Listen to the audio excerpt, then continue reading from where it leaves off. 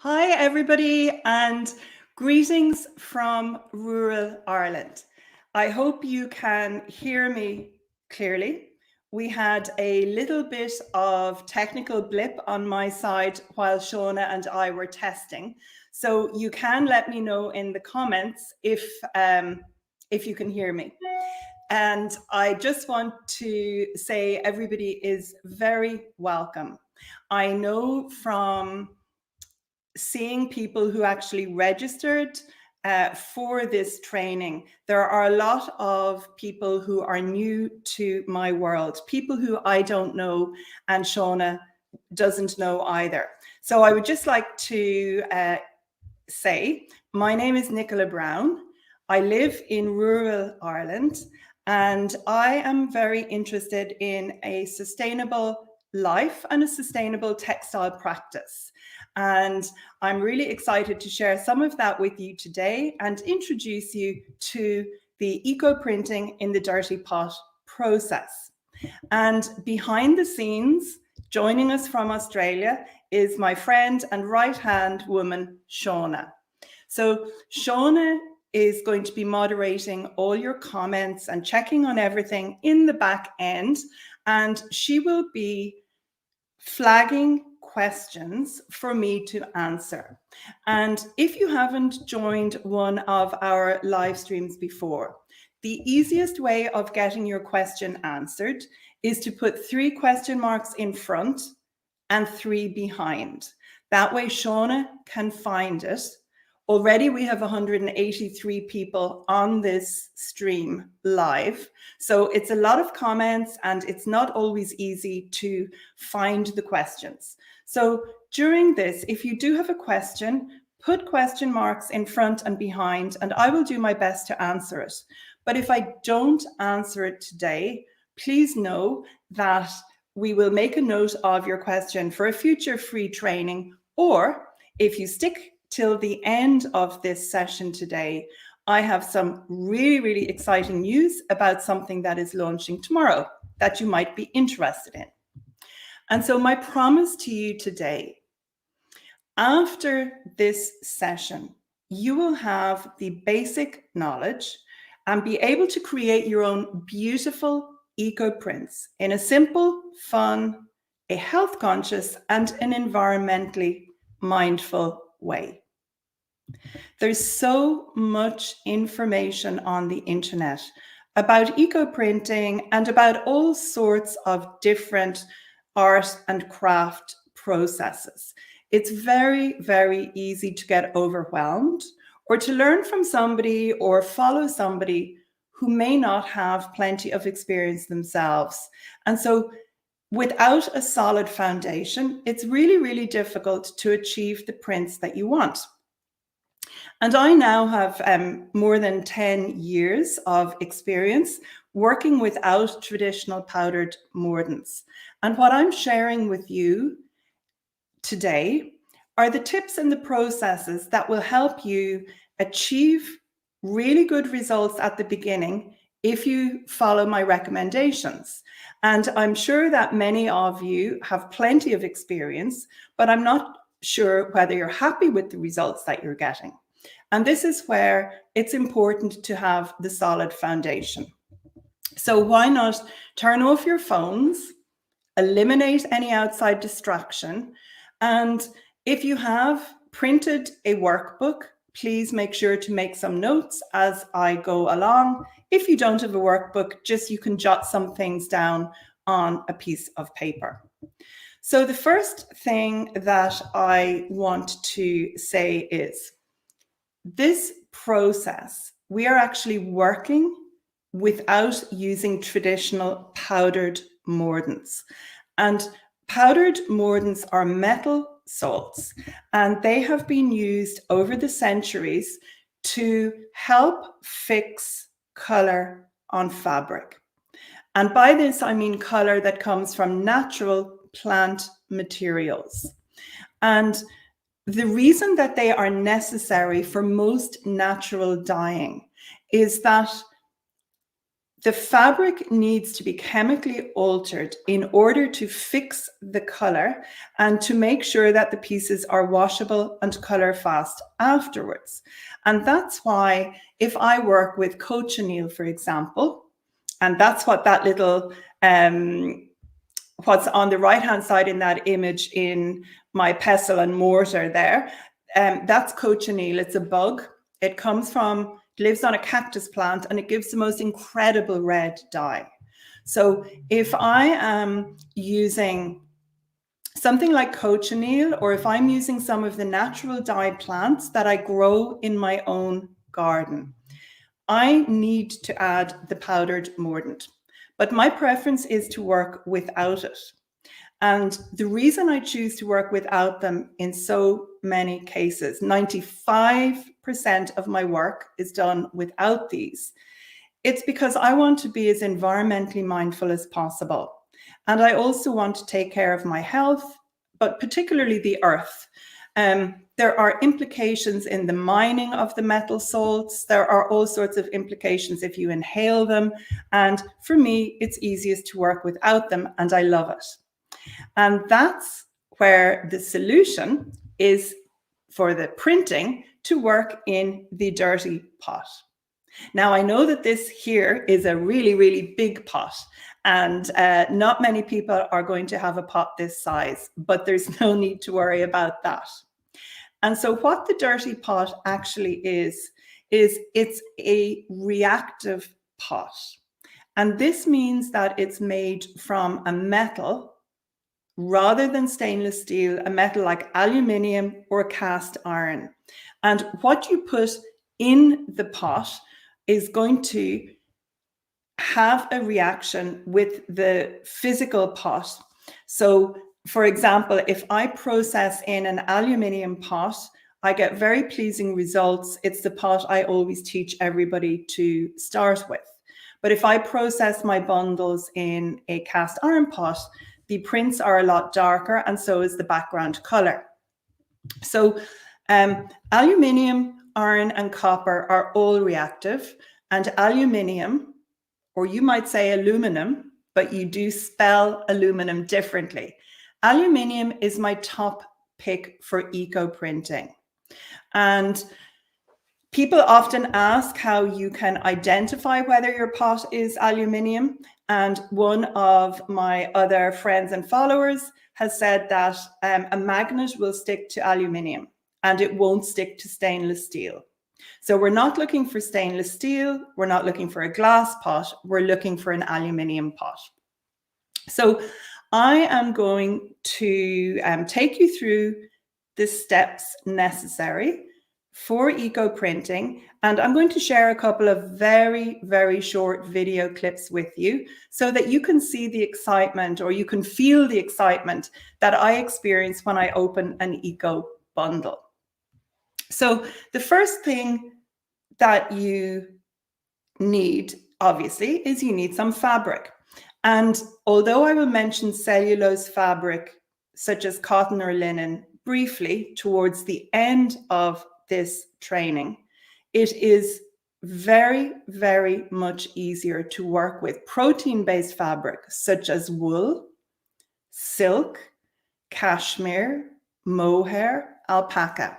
If you think of fiber that comes from an animal base, you know, the silk scarf that I'm wearing, the wool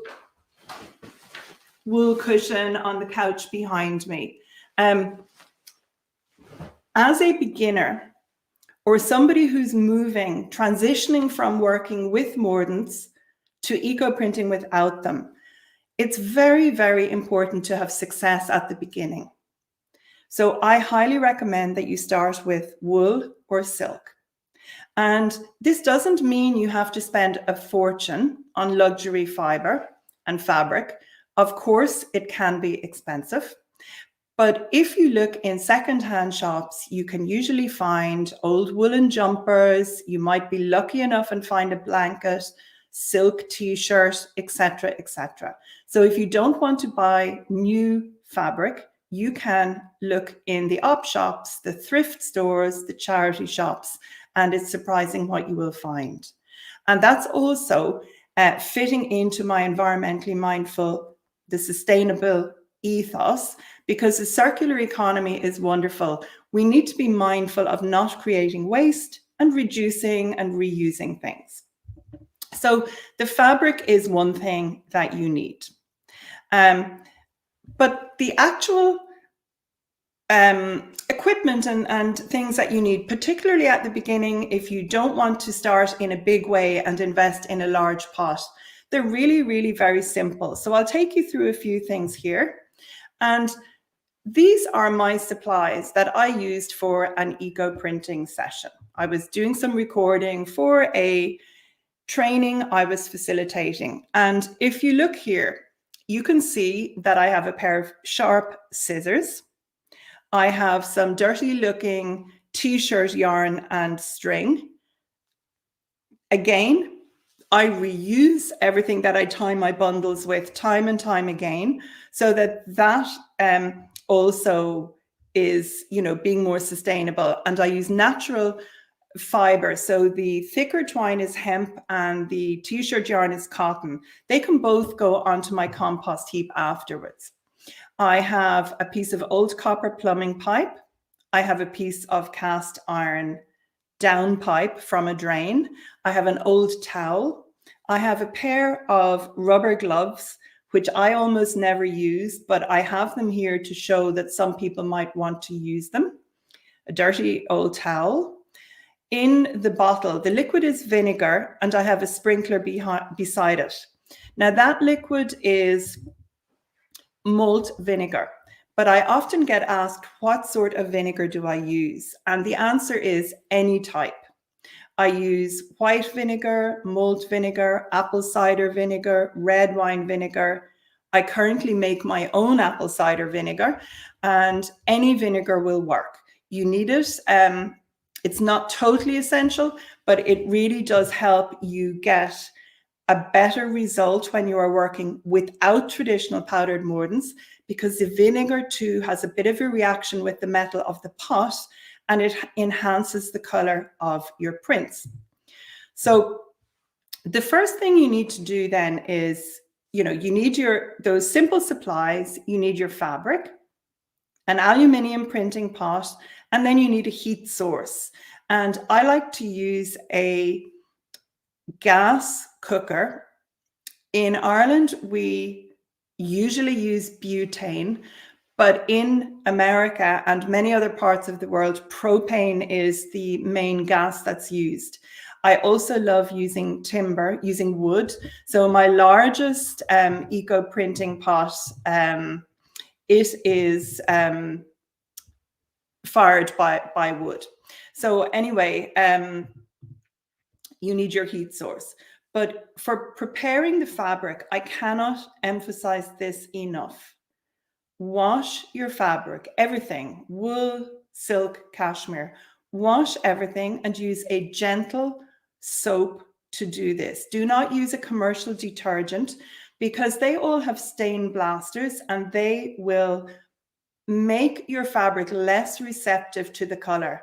In essence, what we are doing is we want the leaves or the bark, the onion skins, whatever we are printing with, we want that to stick and make a stain on our fabric that is totally washable and color fast for years to come. So I'm telling you, this is my ingredient for success, or ingredients, my recipe. Wash with a gentle soap, something like olive oil or a goat's milk soap, or you can use Dr. Bonner's, and that will really be helpful. Okay, so then when you have your fabric washed, I'm going to take you through some images here, and then I'm going to show you a little video of me opening this particular bundle. So this here is a piece of wet felt. And I am also a felt maker. And when I started eco printing, my big interest was printing fabric that I could incorporate into my felt, or printing my felt. Now, while I love felting, I don't have as much time.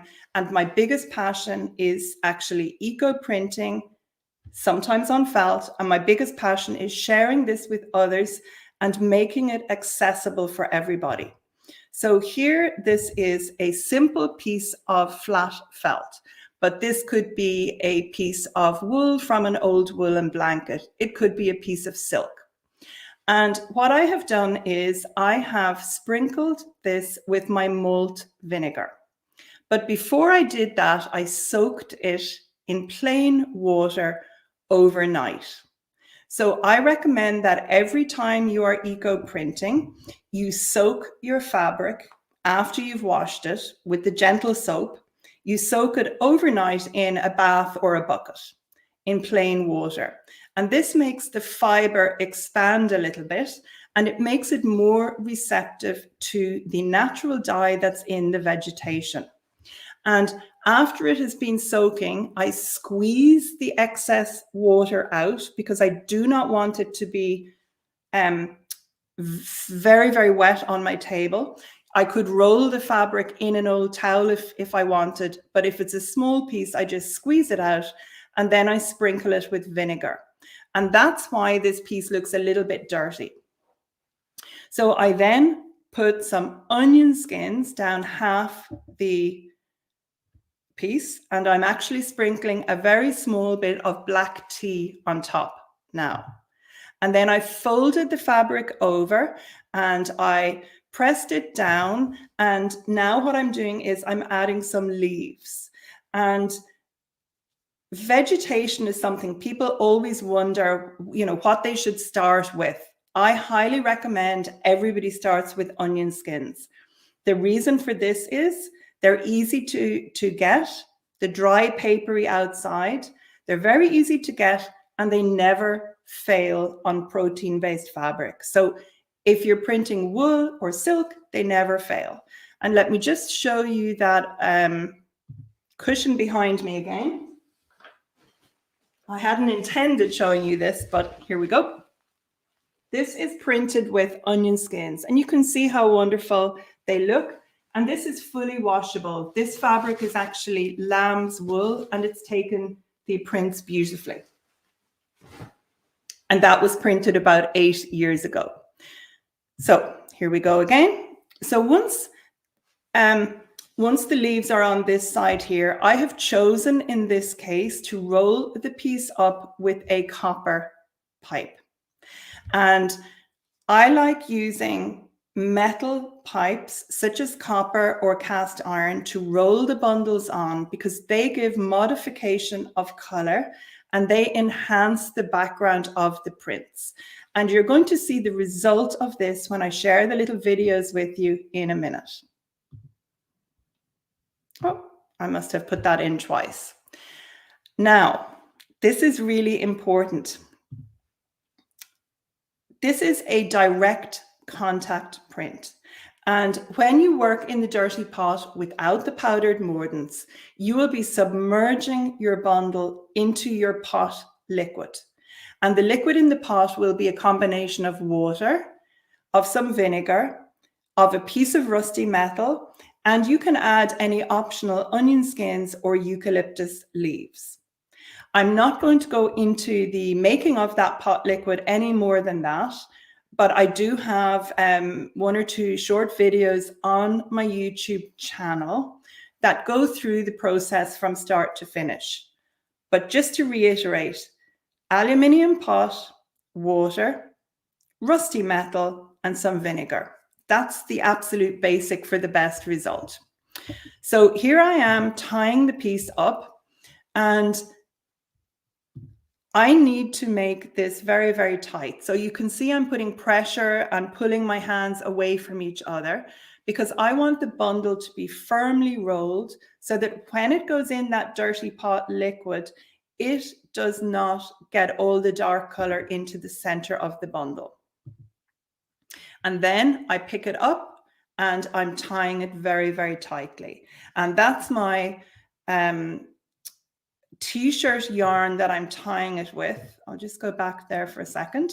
And the reason I like the t-shirt yarn so much is it's soft on my hands and I can pull it very firm. There's a little bit of stretch in it.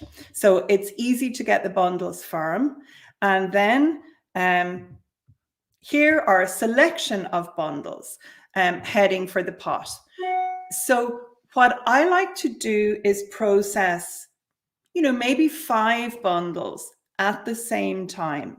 Sometimes I will process more, but as a beginner, I would really recommend 3 to 5 bundles. It is much better to be mindful of what you're doing. Take your time, take care, enjoy the process, and have successful results. And there is absolutely no problem in taking this step by step. So a bundle like the one I'm making, I could make 3 or 4 one afternoon, and I could then wrap them and some other bundles, if I wanted, in some waxed paper and pop them into my fridge and leave them overnight, prepare a couple more bundles the next day and put them all in the pot together. Because we do also want to be mindful about the use of our energy. That how we're heating the pot. And when you're working with onion skins and soft vegetation, anywhere between 2 and 2.5 hours at a boil is sufficient to give you really beautiful prints. If you boil for any longer with some leaves, you will get much browner and less attractive prints. However, if you choose to work with eucalyptus, some varieties need up to 5 hours. So what I'm going to do now is I'm just going to check and see, are there any questions about what I have talked about so far?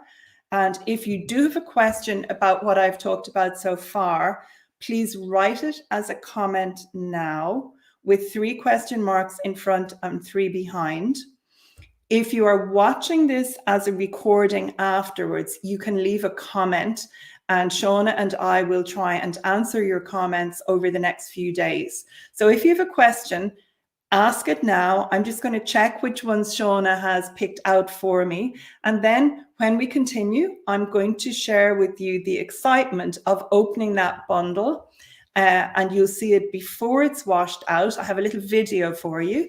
And then you'll see a video where you can see the finished piece after it's been washed out. And then, hey ho, we might just have a brief chat about working with linen, cotton, and cellulose fabric. So here we go. Okay, so just give me 1 second to remove that. Okay. So Mary is saying she has a good size stainless steel stock pot, and can she use it by adding some aluminium foil or tools that she has on hand? So Mary, yes, you can. But the first thing I would say is if it is a stock pot, and everybody, please take note, you do not want to eco-print in a cooking pot that you will be cooking food in afterwards. Please keep your dyeing and eco-printing equipment separate from your food equipment. So to answer your question, Mary, the first thing is, yes, you can use a stainless steel pot. And I had to use one in America, facilitating a workshop in Kentucky at one stage. And we did put quite a lot of crumpled aluminium foil in, and it helped. And we put a big chunk of rusty metal in, and that helped. But you get nothing like the strength of prints or the dramatic prints that you get from an aluminium pot. But that doesn't stop you getting started. So yes. Okay. So that's Mary. I want to... sorry, give me 1 sec here. Okay, so I'm afraid I may not be able to pronounce your name correctly, but Angarad, apologies. So how fresh do the leaves or flowers need to be? And do you put a fixer in the pot so the dyes don't fade? So the pot itself is going to help your color and prints not fade. That is why we are using a reactive pot. So we're using either, the preference is aluminium or cast iron, and they help make the colors washable and color fast. But you cannot use every type of vegetation, and flowers do not work well without using traditional powdered mordants. In some parts of the world, some people working in the dirty pot, some students do get prints from flowers. But here in Ireland, I find that the most reliable are the flowers from Cotinus cogreria, that's smoke bush, but other flowers don't work. And then in relation to how fresh your vegetation needs to be, I actually always find that tougher, older leaves work best. And the leaves that are on the ground, windfall leaves, work even better often than leaves picked from a tree. Now, rose and blackberry and sycamore, Acer pseudoplatanus, those leaves are okay when they're young, but most vegetation, things like oak leaves, they print much better when they are older and not fresh. So Teresa is asking, is it better to spray the vinegar prior to positioning the vegetation on the fabric, or add it to the soaking water the night before? And this is a really great question. And it's obvious that Teresa has had some experience eco printing. So it will give you a different effect, Teresa. So when you soak your fabric in vinegar water the night before, which is what I used to do all the time when I started eco printing, that will give you an even absorption of the vinegar. And vinegar is not a mordant, but it is a modifier. So when you soak your fabric in water and sprinkle it with vinegar, you get a more uneven modification of color. And I particularly love the background effects I get when I sprinkle with vinegar rather than soaking it. So it's just something you need to try for yourself, but you will get subtly different results from both those applications. Cynthia is saying, okay, Cynthia, thank you. Cynthia is saying she's pretty sure it's the opposite, that magnets stick to steel and not to aluminium. So that is something, apologies if I have given you the wrong information. If you're looking in a thrift store for an aluminium pot, an aluminum pot, please check first if you're bringing a magnet with you, and hopefully you won't run into problems. And Shasha is saying that prints appear to get darker because she is reusing the boiled water. Adjusting the water in your pot, I particularly love when my prints get darker. I like dark colors. And this is something that, in paid workshops, I do go into, and I give different ways of adjusting the pot liquid. I'm afraid it's just not something for this, but if you want lighter prints and you really don't want them too dark, I would suggest that you remove your rusty metal, that you remove half the pot liquid, and you top it up with fresh water, but you leave some of it, because the metal, enhanced water will definitely give you better prints. Okay, so we're having some really great questions coming up here. Louise is asking, how neutral in color does the fabric have to be to take prints? And this depends to a degree on the vegetation that you use, Louise. But I would say anything like a baby pink, a lighter green, a blue, a red, all of those will take the color beautifully. But I did have somebody ask me recently, how could they print on black? It's not going to work. You need a pale background color, but it doesn't have to be particularly pale. I have printed on quite a hot pink before, and I used really, really strong red giving eucalyptus leaves, and they looked amazing because they gave this hot orangey red print on top of a strong pinkish color, and they looked so funky and sophisticated. Walter has a question. Any idea where to find copper or steel pipe? So some of my favorite pipe has been found on the side of the road. I pick it up, I put it into my pickup truck, and my friendly local farmer will cut it into lengths for me. And my plumber, if I ask him, will give me offcuts of copper pipe. And I also go to a hardware store and I will buy that. And I have a little pipe cutter that I use for the copper. Okay, wow, there's plenty of questions, but they're good questions. I'm going to answer these ones here now, and then I'll move on and show you the videos. Garlene, and again, apologies if I mispronounce any names. Garlene, this question is the same as Teresa's, really. You can dilute the vinegar in water and soak the fabric. It will give you a different result, a more even background color than if you soak the fabric in water and then sprinkle it with vinegar. Emma, perennial question, red onions or yellow? Now, I'm not sure, Emma, which part of the world you live in, but I suspect you might be in North America, because I think your yellow onions are what we call brown onions. I'm just going to go back to, give me 1 second now, to an image. Here we go. So you can see here that those onion skins, those are what we call brown onions. They're quite big onions, and those are the skins that for me give the best results. And you need to use the outside dry papery bit. Red onions do print, but I'm not as happy with the prints. They tend to give more olive tones, and I like the vibrancy of the brown onions, which I think you call yellow. But you can try them all.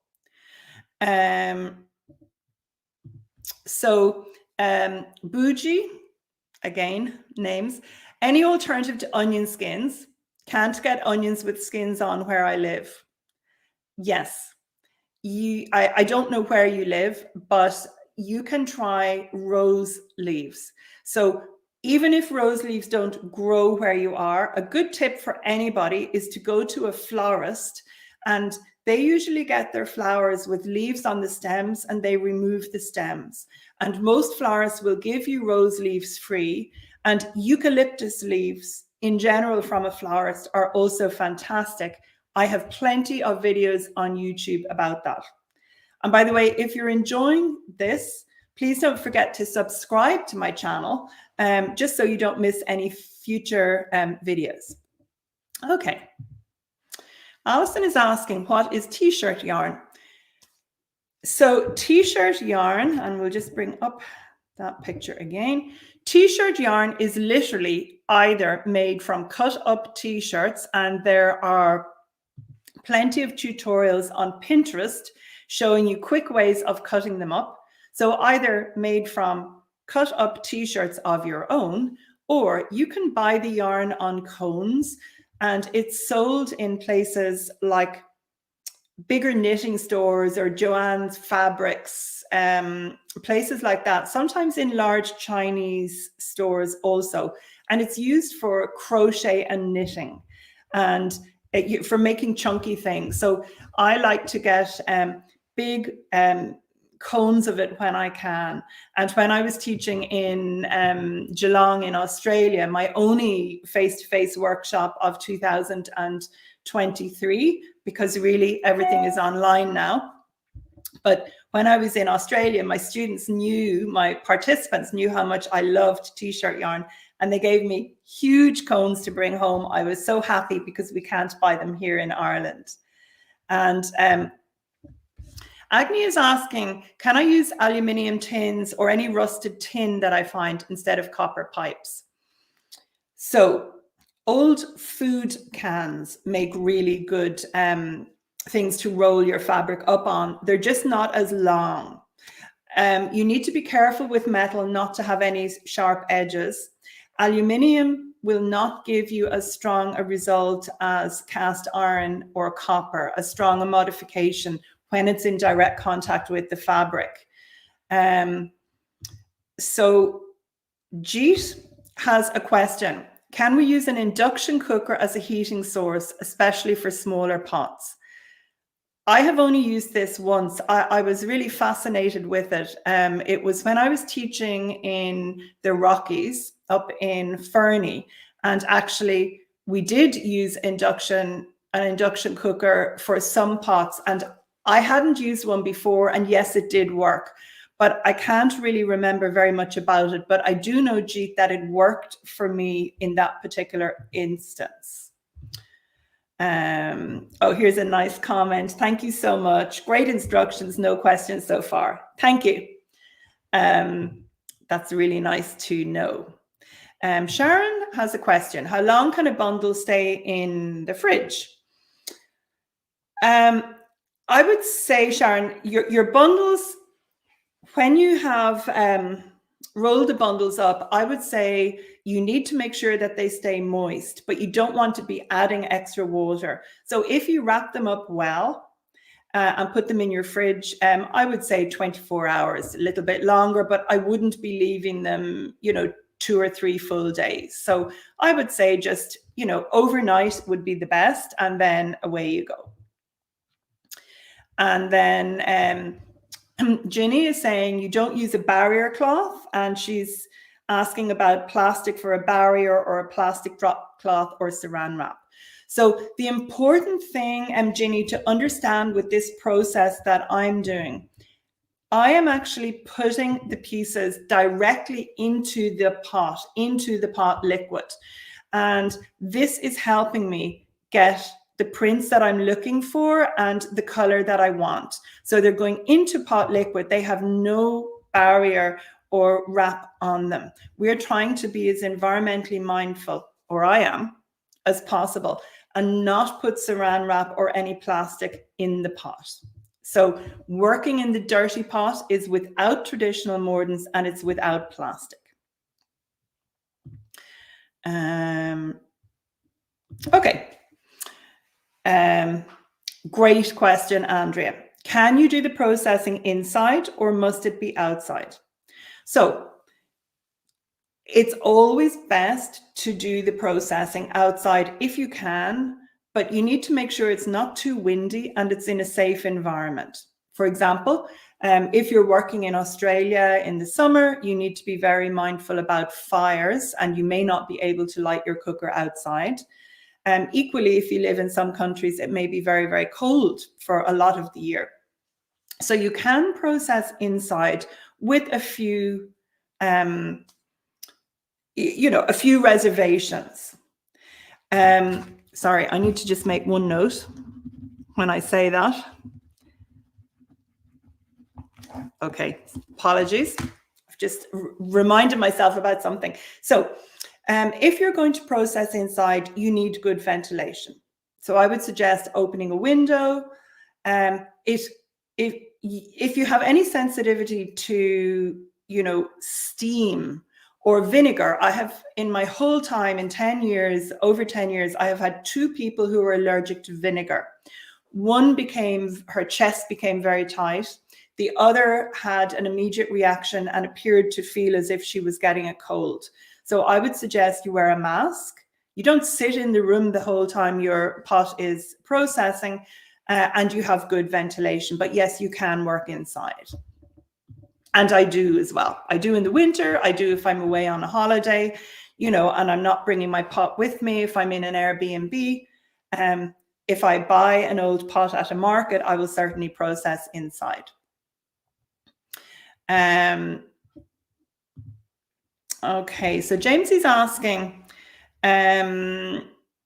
about vintage or upcycled cellulose fabric and what works best to achieve a strong print. I'm going to talk about cellulose in a minute, so I'm going to leave your question there. So hopefully I will be able to answer it.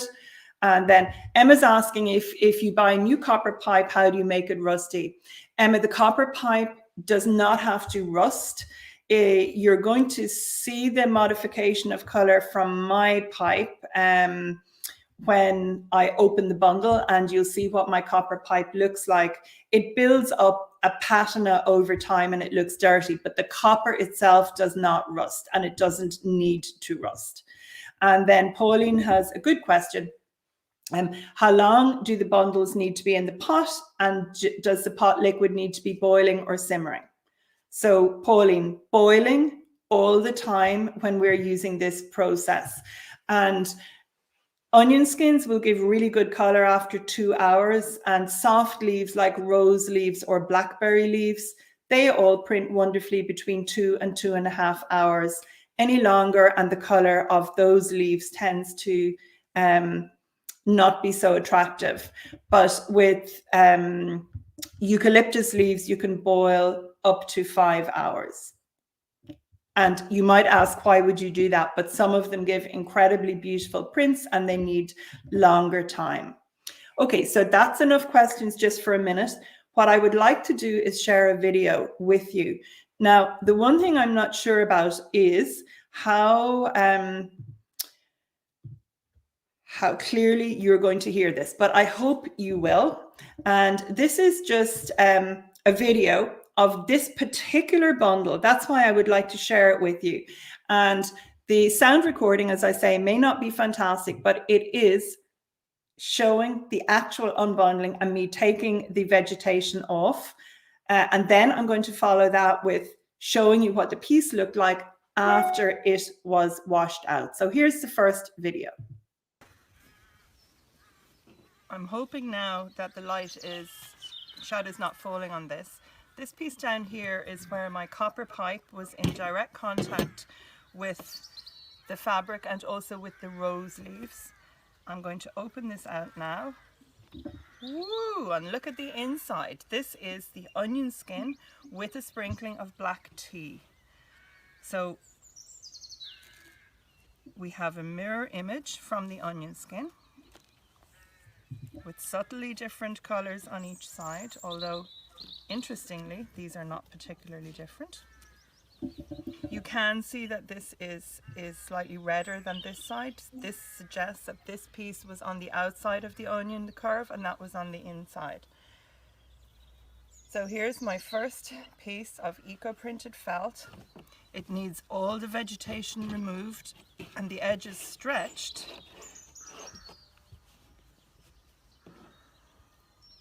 properly so that I can show you the full beauty, give it a rinse out, and then it's important when it's still damp, remember to move all the vegetation, including the little bits of tea, because trust me, if it dries or once it gets washed, you won't get them out. So first piece of felt opened, very, very happy, thrilled with the results of the fresh young vegetation. First printing of the year with sycamore. There's actually a leaf here with young sycamore. So if it's really difficult, I need to get a credit card or something to lift that up. So I'm not going to scrape it now. But young sycamore, eucalyptus cordata, blackberry, and rose. Onion skin and black tea. So that was a short video just showing you the unbundling. And I hope you could hear me talking there. It is very important to make sure to remove all the vegetation before you wash your pieces to finish them. And I'd just like to talk briefly about washing them. So what I do is I like to wash them just before I'm ready to iron them. There's no problem leaving them for a week or two, but I actually like to just wash them pretty soon, pretty immediately. I haven't found that the prints are any better when I've left them for a longer period of time. Some people say they are, but I have not found it's made any difference. So if your bundle was wrapped up on an iron pipe, not a copper pipe, an iron pipe, you need to neutralize that as well, because the fabric has been in direct contact with the iron, and it could mean that over time the fabric will deteriorate slightly because of the contact with the iron. So to do that, you can just put some bicarbonate of soda or baking soda, in a basin of warm water. So a scarf like I'm wearing, this is just a silk scarf. 1/4 of a teaspoon of bicarbonate of soda is fine. Soak it in that solution for 15 minutes to half an hour, and then you wash the piece, and you wash it until the water runs clear, and you use the same gentle soap that you prepared the fabric with in the beginning. So wash in the gentle soap and until it runs clear, and then iron it on the hottest setting of the iron on both sides. Even silk, I iron cashmere, iron everything. Now, one thing I would say to you is that if you're doing a lot of eco printing, it's much more, it's quicker, and it's also more environmentally mindful. It's less wasteful of water to use your washing machine to wash your pieces. And I do that with all of my work now. I wash them in the machine with olive oil soap before I print them and afterwards. And providing you use the wool wash for all the delicate pieces, the silk, the cashmere, etc., you will find that almost never will anything shrink, unless it's a very old, aggressive washing machine. So just make sure that you try your machine once or twice with not so precious fabric, but mine is perfect. So I wash it in the machine until the water runs clear, and then I iron it. So I'm going to just play a second little video, which will show the piece and me talking about it after it was washed and ironed and is dry.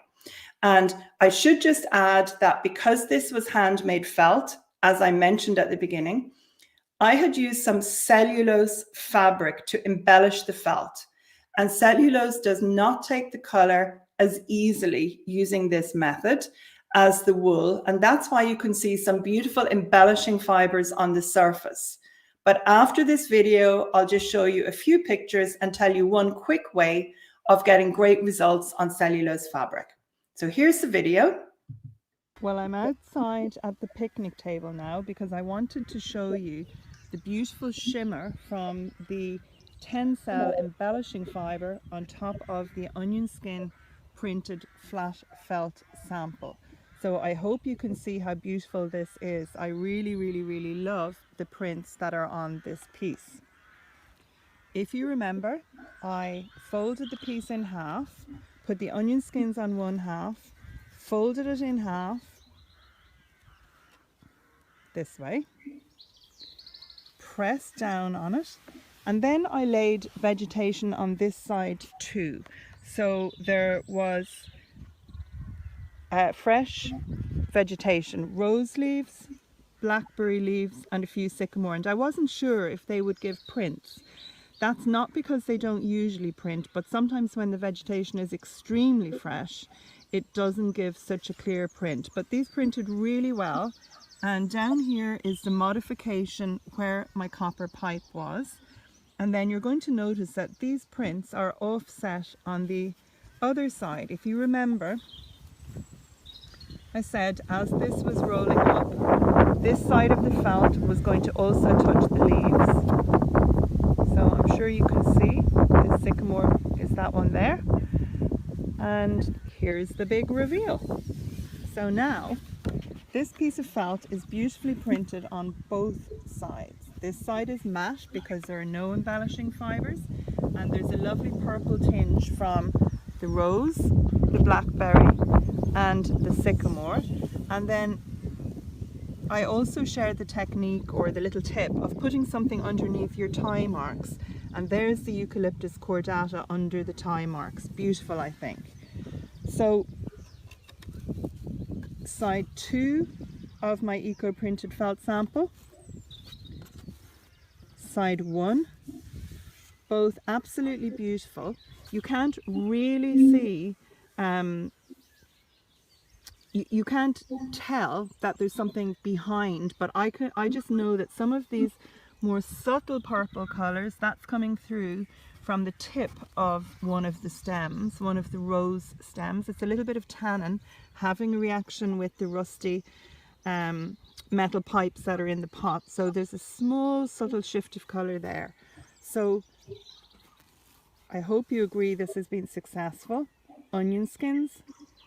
Really, really fantastic. If you can only have one thing for your pods, I suggest onion skins. So I hope you liked that little video. Apologies about the bad sound at one stage. It's often very, very windy in Ireland, and that's exactly why the sound quality wasn't great. So I did mention that I would just talk extremely briefly about cellulose fabric. So what I'm going to do is just add this here now. And cellulose fabric, things like cotton and linen, ramie, and then another fabric, which I'll mention in a minute. Sorry, I'm just putting that there. One simple way of processing them is by using homemade rust water. And in this case, you just get either an old rusty pot like I have here, and you fill it with water, and you let that water develop some color and mature. Or you get a bucket and you add in some really good chunks of rusty metal, and you add in vinegar and water, and you let it mature. Or if you want to make rust water quickly, and this is what I would do if I was actually going and facilitating a workshop somewhere, I would get my aluminium pot, I would add vinegar, rusty metal and water, and boil it for 1 hour. And it won't look the same color as this does, but it will still work very effectively. So when you make your homemade rust water and you prepare your fabric, with the cellulose fabric, what I recommend you do is I would wash it in my washing machine with the olive oil soap. You can put a teaspoon of washing soda or sodium carbonate in the washing machine as well if you want. That will just help strip any impurities from the fabric, and it's a pH modifier. It's very, very good for preparing cellulose fabric, but it's not essential.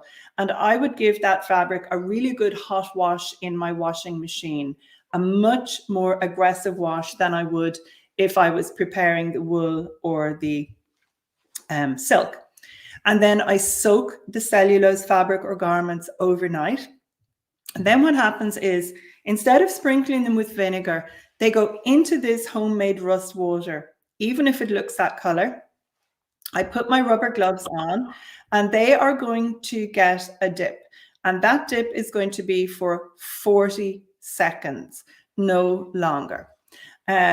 So 40 seconds into that, and then they get rolled up as usual. I tend not to use onion skins on cellulose fabric. So I'm going to just show you a selection of images here, just so you can see some of the leaves that work very well.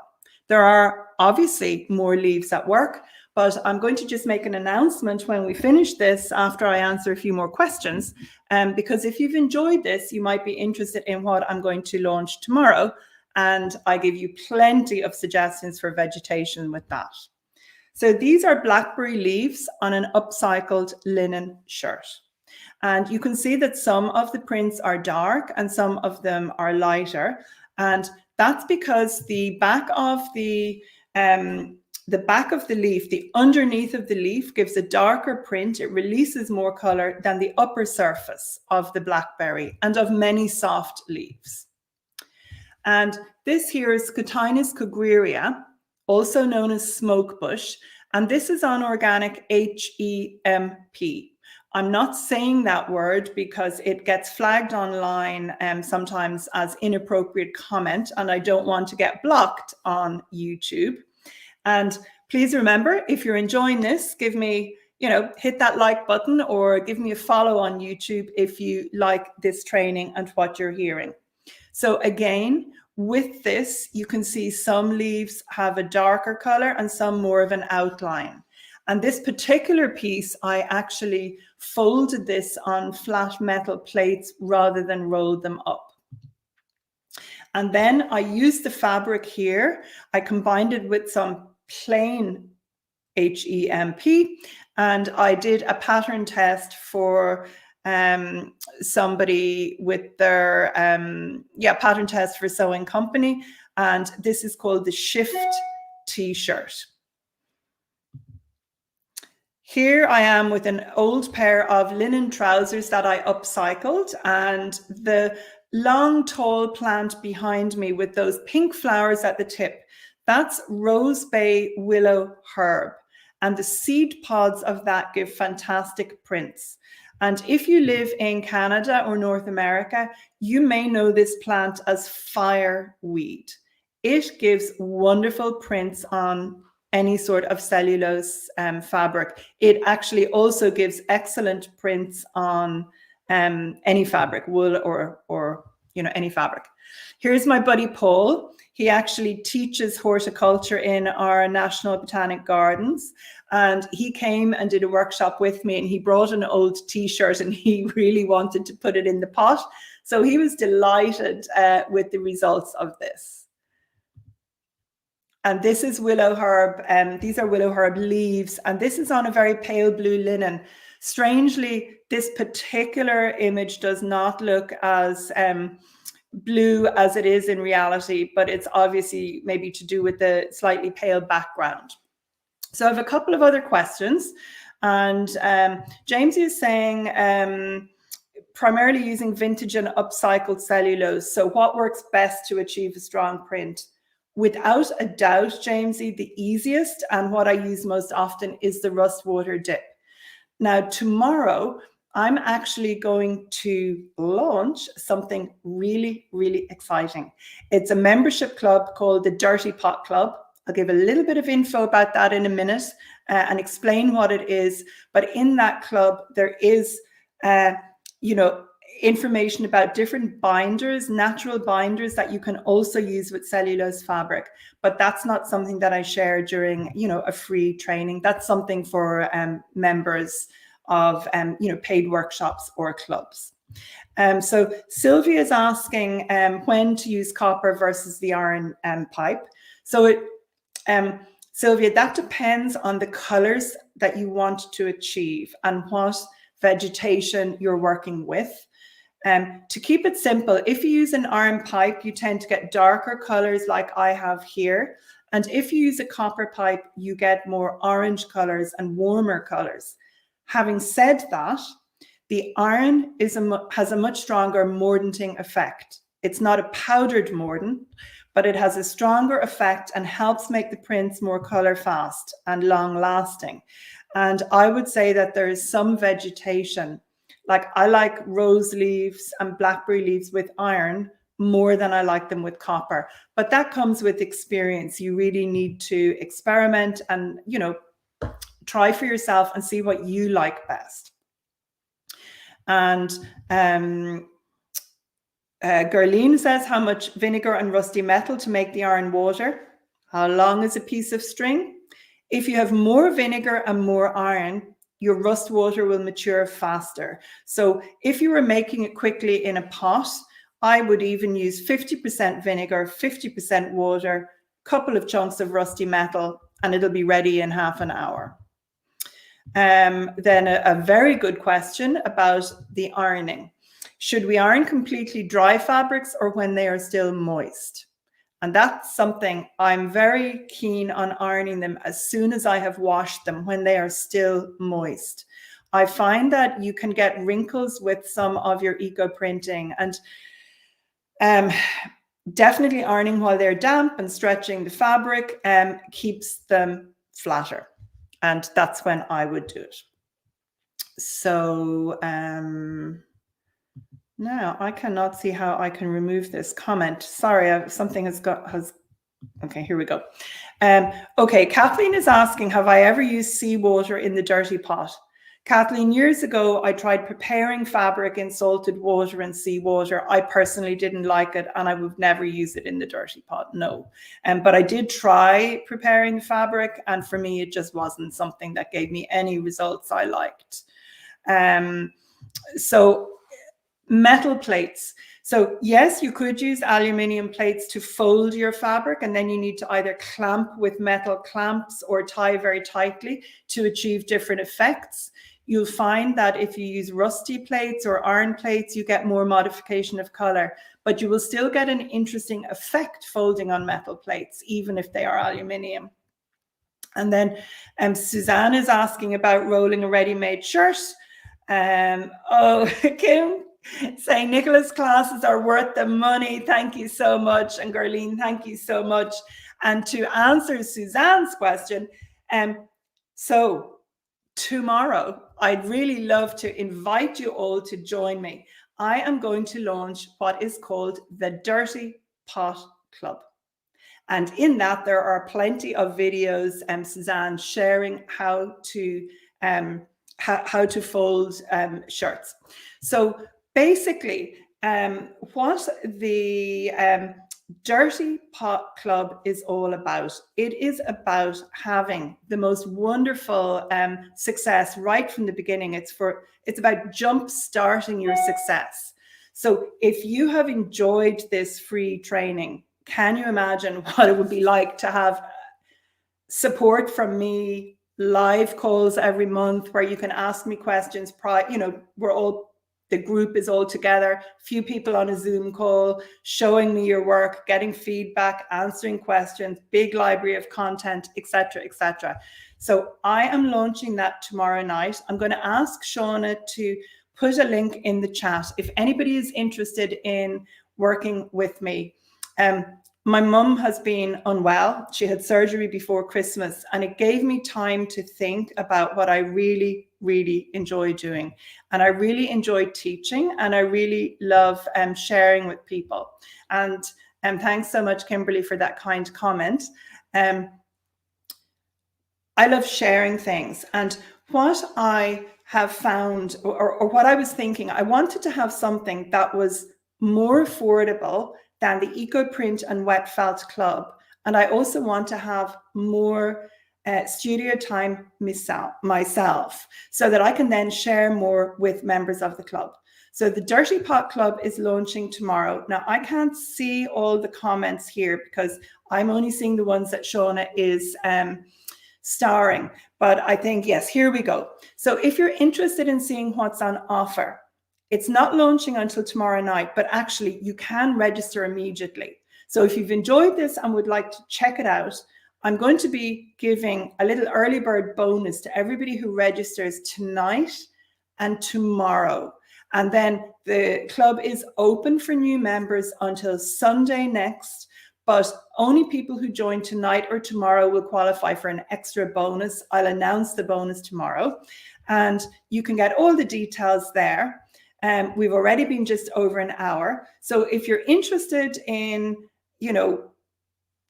coming back tomorrow, I'd love you to raise a glass. I'll go into what the club entails, in much more detail, but go and have a look at that, because I really, really think you would enjoy it, and I would certainly enjoy helping you achieve the results that you want. So thank you so much from me.